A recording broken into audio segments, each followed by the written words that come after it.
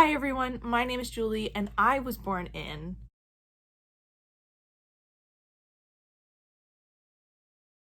So I wasn't born in 1989, but we are going to talk about Taylor today, not only because it's her birthday, but because today's video is to give one book recommendation for each Taylor Swift album. Now, this is not original idea. I have seen other content creators do a book for each song on an album or to do this similar idea, so I am not original here, but I did want to do this on her birthday because it sounded like fun. We're kicking things off with Debut. Of course, we're going to go in chronological order here, and big themes in Debut are love and acceptance, as well as introducing yourself to the world. So this sounded a lot like Strange the Dreamer to me by Laini Taylor. In this, we're following two points of view, Laszlo Strange as well as Sarai, and the two of them are both connected to the city of Weep. And Weep is this it's a city that lost its name 15 years ago, and no one knows what happened to it. No one has heard from anyone in Weep in this amount of time, and Laszlo has always been fascinated with it. He is a librarian who is trying to figure out what happened to Weep. He's like always looking into it, looking into the tales and the legends around Weep. And Sarai lives in a citadel that floats above Weep, and the two of them both get swept up into this mystery of what is going on with Weep and why the citadel is still there. It's a fascinating story. It's high fantasy. Both of these main characters are pretty sheltered from the world, and they are experiencing a lot of things for the first time, including love and possible rejection, as well as introducing themselves to a lot of people and learning how to make friends for the first time, learning how to like step outside that first family group or that safety net that you have. And that really felt like something that lines up with Debut to me. Next up, we have Taylor's sophomore album of Fearless. This album has a lot of different feelings in it, but it mostly revolves around kind of the high school teenage girl experience, both in high school as well as things like your first relationship, finding friends, betrayal, fighting for what you want, as well as just the drama of it all. Some of the songs have a lot of drama in them and talking about missing that drama, as well as just like dreaming of the love story that you will hopefully find. And for this, I decided to pick up Uprooted by Naomi Novik, and this is one of my favorite books of all time. This is one that like really stuck with me over the years. In this book, there is a really strong female friendship that I just absolutely love and kind of reminds me of 15 and that feeling of people finding each other, being best friends, and staying friends through a lot of really difficult things. There's also a love story in here that is sort of it reminds me because this is a fantasy book and love story, the music video is so fairy tale-esque. It does remind me of that a little bit. I think the vibes check out for that one. In Uprooted, we are following a young woman who is plucked from her village in order to go and serve the dragon, who is not a dragon. He is a wizard who has a tower, and the girls that are plucked from the villages go and serve 10 years, and then they come back and they are changed in a way that the villagers don't understand. They all leave their villages once they come back. They go off to do things in different areas of the world, but they come back changed. And Agnieszka goes to the tower and might learn magic along the way. When I first picked this book up, I thought it was going to be all romance, and then when I read it, it was much more complex and had a lot more storylines to it than that, just like Fearless. Next up, of course, is Red, and this is such an iconic album, which I could say about a lot of these albums, and it just is one of those albums that I was kind of torn when choosing for this because I felt like I should go the All Too Well route because that is such like the iconic song on the iconic album.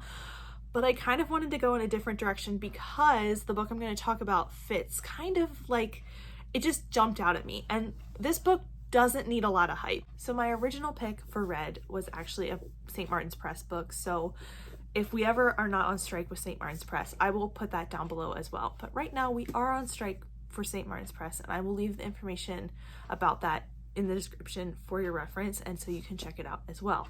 Therefore, we will not be talking about that book. Instead, we will be talking about The Very Secret Society of Irregular Witches by Sangu Mandana. This is about a young woman who is a witch, and in this version of reality, witches are exist, the public doesn't know about them, and in order to keep it that way, witches are not to congregate. But what's her name? Mira is asked to come and teach 3 young witches magic at a remote house in the countryside. And she goes, and even though she knows it's a risk to put more witches in one place, she goes anyway to help these little girls. There's a little bit of romance in here, there's a little bit of love and warmth, and it's all very beautiful. Like the other books I have talked about or I'm going to talk about, I think there's a lot of songs that kind of get a little moment in here, like Stay, Stay, Stay, We Are Never Getting Back Together, I Knew You Were Trouble, Red, Starlight, just little things that kind of all come together in this book that just feel like they fit the Red album. Next up is Speak Now, and for this one I had a hard time because this album is essentially about like stepping into adulthood and finding kind of the more it takes a step towards maturity and a step towards complexity in the songwriting as well as the storytelling that's just so well done. And there were so many choices about things about people stepping into adulthood, you know, coming into their own. That's what a lot of stories are about. But I wanted to choose the Hidden Legacy series by Alana Andrews. Now, there are 2 trilogies in this series, and I am most specifically talking about the second one, which is about Katerina. In this series, Katerina is taking on the responsibility of her family after her older sister is kind of out of the picture, and she has to kind of come into her own. She's running the investigative business. She is stepping into her power. She's tackling a lot of problems that her family has kind of hidden in the background. I'm trying not to spoil the first trilogy with this, but she is also kind of finding out if she can fall in love. You know, she's looking for her match in the world. These are paranormal romance books, and this just felt like it fit because so much of this, Katerina is shy. She has to find her voice. She has to kind of find her strength, and she has to kind of grow up in that way. And this just felt correct. So next up is 1989, and this one I was really struggling with because I really kind of wanted to pick some kind of contemporary novel for this. I was figuring contemporary romance because of some genre, just because that's sort of fits with the album, but also I wanted to choose something from New York, and there was like a lot of possibilities floating around in my head, but I don't read a lot of contemporary. I read a lot of like fantasy and sci-fi. So I went to someone who does read a lot of contemporary, and that is my sister. And I was like, does anything fit for this? You know, I mean, she's also a big Swiftie. She's a bigger Swiftie than me. She's a longer time Swiftie than me, and she was my authority for this. So I asked her about this recommendation, and she said Happy Place by Emily Henry. She also really wants me to read this book, so I think that's part of her motivation, because we were sort of flip-flopping these between Lover and 1989, and I was saying that I think this fits 1989 more just based on the description, because it's about a group of friends, which is sort of the vibe of the album, that go to a cabin in order to the cabin is being sold. These 2 have broken up, but their friend group doesn't know that, so they're pretending that it's still fine so that everyone has a good time at the last time at the cabin. So just based on this, I think like I Know Places would fit. I think Wildest Dreams, All You Had to Do Was Stay. You know, there's a lot of things that do fit with this. So I sort of settled on sticking with 1989 for this one. And I'm gonna add this to like my 2024 TBR because it sounds great. It's also a nice pink, bright pink, which is really pretty and fun. So I went with this one. Then we come to Reputation, which is my favorite album. And I really, really, really wanted to choose Seven Husbands of Evelyn Hugo for this. But if you haven't heard a recommendation for that book yet, everyone recommends that book. So many people have loved and raved about that book. So I wanted to officially choose something that was a little less well-known that I still love very, very much. And for me, that's Plain Bad Heroines by Emily M. Danforth. We are following a bunch of different timelines in this book. It is complex. It's a little bit hard to follow, but I think the payoff is worth it.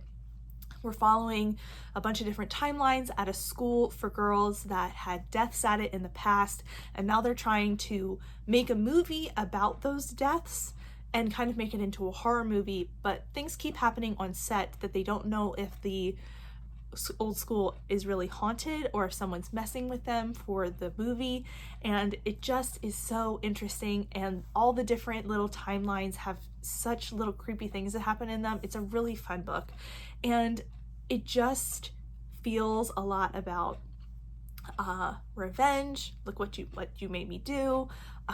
Call it what you want. I did something bad. Let's see what else. I'm also looking at my notes. This is why we can't have nice things. Don't blame me.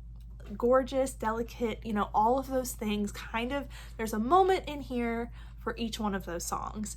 And I absolutely love this book. And I don't think it's going to be for everyone because, like I said, it does have a lot of timelines and it is a bit confusing, so you have to be ready to like pay attention to this book as you're reading it and follow along. But I love it to bits. It's queer, it's historical, it's also contemporary, it's also historical, it's a bunch of different female leads throughout the years, so it's just great. I love it. I love it so much. Because Reputation is my favorite album and it's my video, so it's my rules, I'm gonna add in the recommendation of Iron Widow by Jiren J. Zhao. This book is fantastic. This book is absolutely epic and fantastic, and it is all about revenge. It is full of female rage, and it is all about one woman taking on the patriarchal system that has absolutely wrecked her life and trying to tear it down from the inside. It is fantastic and wonderful, and you should definitely read it, and the sequel comes out next year, so you don't have long to wait. So definitely this one as well. Editing Julie here, just to make a quick note that both of these books also have to do with falling in love and kind of the passionate feelings around that, which also is our part of Reputation, and I didn't want to leave that out because I love that part of this album as well. Next up is Lover, and this is one I sort of struggled with as well because there were a lot of options, but I was trying to fit something that also fit the album cover, and I didn't really succeed in that because I ended up with Spoiler Alert by Olivia Dade. And this series fits this album, I feel like. It's just these nice, fluffy, but romances that also have like a deeper connection. Like in this series, we definitely see the heroes and heroines connect for, you know, attraction reasons, but then there's also something deeper going on that they feel understood and seen in their partner for, you know, various reasons. And I just think that kind of fits with this album. In this first book, we're following Marcus and April. Marcus is the biggest star on a Game of Thrones like show, and April is a fanfic writer that writes about the show Marcus is in. Little does April know that Marcus is actually someone who also writes fanfic on the like sly. He doesn't let anyone know that he does this. And when April posts a cosplay of herself online and she is not the body shape people are expecting to be in the cosplay, Marcus comes to her defense, and the two of them end up going out on a date and sparks fly. This album is obviously about love and lovers, but there's also songs on it like The Man and Soon You'll Get Better, as well as You Need to Calm Down, that kind of address other issues, and I feel like that's kind of what this series did. We have these characters that meet and are attracted to one another, but then they also feel a deep sense of connection to each other based on feeling seen by their partner and understood for maybe one of the first times in their life. So I loved that, and that is also a theme of Lover. We're talking about all of those things, but we're also talking about how female stars are treated, as well as comments people make online and what's okay and where's the boundary to that. And I think those are all things that relate to this album as well as Taylor's life, and it felt kind of parallel in the end. Then we come to Folklore, and a lot of the books on this list I have tried to fit to multiple things or a big theme of the album, and for this book, which is When Women Were Dragons, I'm mostly choosing it for like 2 songs, and that is Mad Woman and Seven. And I just felt like this book, I want more people to read this book because I think it's so good, and I absolutely loved it earlier this year, but I just thought it fit really well with those 2 songs, and I decided for this one it was just gonna work like that. In this book, Alex is a little girl when the Great Dragoning happens. Basically, several thousand women turn it from regular women into dragons, and they fly off and are never seen again. And this deals with the consequences of that, and if anyone is ever going to acknowledge that that happened. Alex kind of has to move forward that even though her mother stayed and she didn't lose her mother to the Great Dragoning, she did lose her aunt, and like what the repercussions of that are in her life and how that affects her, her mother, and all the women in her life going forward.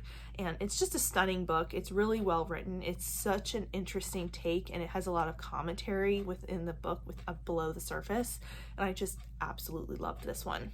Part of the connection to Seven is that this book has a really strong sense of sisterhood and a really strong relationship about sisters in it, and I absolutely love that about it. And the song Seven is really special to my sister and I, so I just sort of also made that connection. So this one's a little more of like a personal, just I think this fits with a couple of the songs, but I like it. Then we move on to Evermore, and I chose The Bear and the Nightingale by Katherine Arden. And for this one, this is directly connected to the performance of Willow at the Eras Tour, which is when it has a lot of witchy vibes. If you've seen the green capes and the glowing orbs, that just felt related to this book because there is a lot of themes of like witchcraft and folklore in there, and that just felt very, very fitting. It also is a book that has a very cold atmosphere, and you feel that throughout the story, and the sort of gray November vibes of Evermore fit this. We're following Vasilisa in this one, who is a young girl living in a remote Russian village, and she is the only one who can see the like old folk Russian spirits. As Christianity creeps in across Russia, Vasilisa is the one who's trying to keep to the old ways, and she believes in these because she can see them, but everyone else can't. And so as the tensions in her village grow higher, as she becomes older and more like women centered expectations are put on her, she has to decide how she's going to move forward. And then there is a threat to her village, and she might be the only one that can help. Then it also fits with Champagne Problems a little bit, so you know, lots of little fits together with this one, and I just absolutely love it. Then for her 10th studio album, Midnights, I have chosen Little Thieves by Margaret Owen, because this whole book feels like it takes place at midnight. With the amount of like gods and folklore and magic that happens, it just feels like the whole thing takes place at midnight. Our main character is also turning into Jules, because if she doesn't return what she has stolen, she will turn into Jules, so Bejeweled fits, as well as Karma. There is also, I'm looking at my notes, Antihero. She is a mastermind. I mean, our main character, she is a mastermind. I absolutely loved watching her like create these like plans to get herself out of trouble. She's on her own, you're on your own, kid. So there's a lot that fits here, and I just really thought this worked well for this one, and the album cover also kind of works here. So that didn't happen for all of them, but it was a pleasant surprise when it did. Anyway, that is everything for me today. Thank you so much for watching. If you have any thoughts or feelings, or if you want to share anything about the books that I talked about today, or if you want to recommend me books based on Taylor Swift albums, I would love to hear those. But that is it. If you don't feel like chatting, please leave me a heart in the color of your favorite Taylor Swift album down below. I'd love to know. And that can also start a discussion for us. But anyway, thank you so much for watching. If you want to see me again, go ahead and hit the subscribe button down below, and I will see you next time. Bye!